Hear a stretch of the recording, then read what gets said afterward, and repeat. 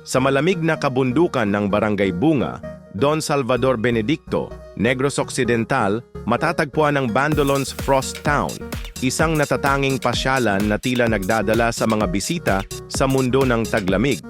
Nagsimula ito bilang isang simpleng cafe at photo spot, ngunit dahil sa kakaibang konseptong winter-inspired na bihirang makita sa Negros, mabilis itong nakilala. Sa paglipas ng panahon, dinagdagan ng mga may-ari ang lugar ng mga log house-style na kainan, photo spots na may mala snow effect, at mga dekorasyong hatid ay pakiramdam ng frost o taglamig kahit nasa tropiko.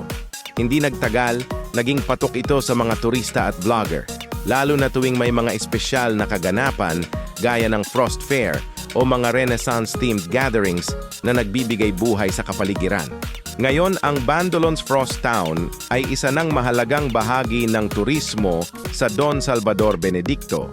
Sa bawat pagbisita, hindi lamang alaala ng malamig na hangin ang iuuwi ng mga turista, kundi pati na rin ang kakaibang saya ng paglalakbay sa isang paraisong hatid ay damdamin ng taglamig sa gitna ng Negros.